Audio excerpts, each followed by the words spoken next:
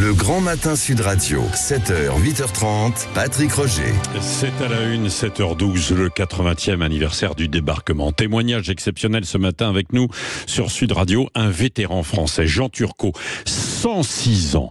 Il était prisonnier en Allemagne au moment de ce débarquement. Son histoire, en 38, il était mobilisé pour son service militaire qui durait 2 ans. Après, il s'est retrouvé sur le front alors qu'il était prêt à la guerre avec l'armée française. Il doit déposer les armes alors qu'il y a eu justement la signature du maréchal Pétain. La France n'était pas armée et modernisée face à l'Allemagne, alors il se retrouve prisonnier. Il tente de s'évader 2 fois, mais il doit attendre juin 44 pour retrouver sa liberté.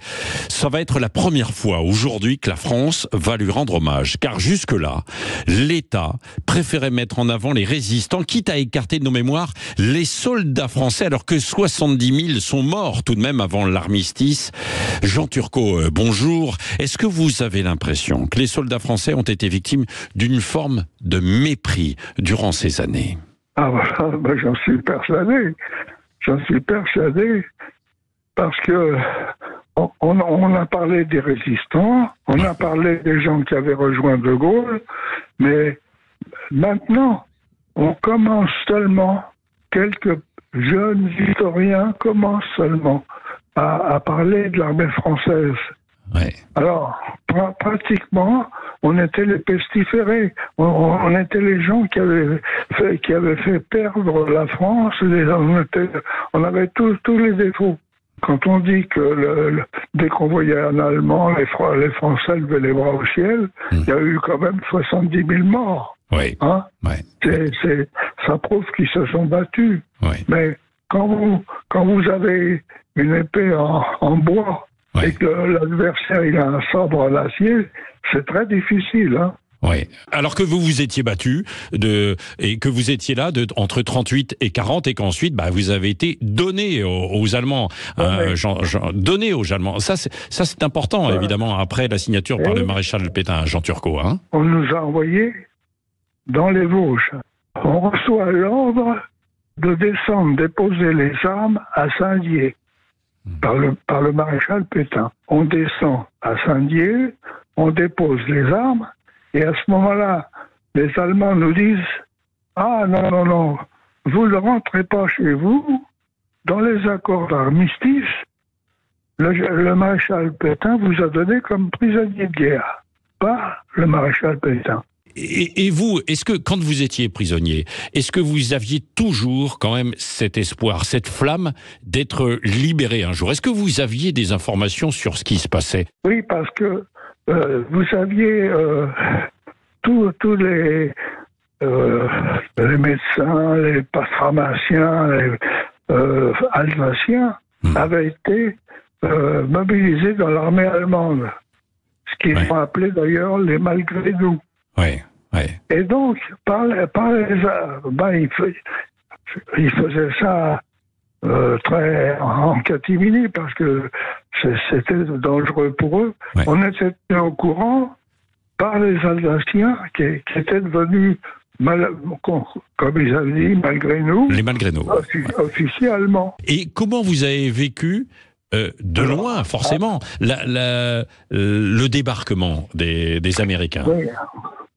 Quand nous étions prisonniers, on a fini par savoir qu'il y avait eu le débarquement en 44, quoi. Donc, ça a été l'explosion de joie de tous les prisonniers qui étaient en Allemagne. Et est-ce que vous espériez, vous aviez en tête cette idée d'un débarquement en Normandie? Parce que quand on est prisonnier comme vous en Allemagne pendant des années, on se dit comment peut être libéré le pays. Est-ce que vous échafaudiez des plans, des projets? Franchement, je vous dis que la plupart des prisonniers n'y croyaient même pas. Ils se disaient comment on va finir avec les Hitlériens. Hein. Oui. Surtout que les plus dangereux, c'était tous les jeunes ce qu'on appelait les Hitlerjungen, les SS, tout ça. Ça, ils étaient terribles, et je dirais même cruels. Hein. Ouais, bah oui. La population allemande, non, on ne peut pas dire qu'ils étaient... Mais c'était ces éléments vraiment hitlériens, là, qui étaient terribles. Jean Turcot, vous avez 106 ans. Vous allez porter la flamme olympique le 14 juillet, je crois. Voilà. Ouais. C'est une fierté. Vous êtes content quand même heureux, finalement. Il a fallu attendre des années pour que vous soyez reconnu pour ce que vous avez fait aussi pour la France. Ah oui, mais je suis très, très heureux et puis très honoré parce que, en fait, c'était la présidente de l'Assemblée nationale qui m'a téléphoné pour me dire, voilà, je ne peux pas être, pour la flamme, je ne peux pas mettre quelqu'un en place parce que tous les autres, on se pèterait. Et donc, j'ai pensé à vous. Comme j'étais le doyen de l'Assemblée nationale. Oui, vous avez été député, aussi, Jean Turcot. J'ai été député pendant 10 ans. Et donc, elle m'a demandé, est-ce que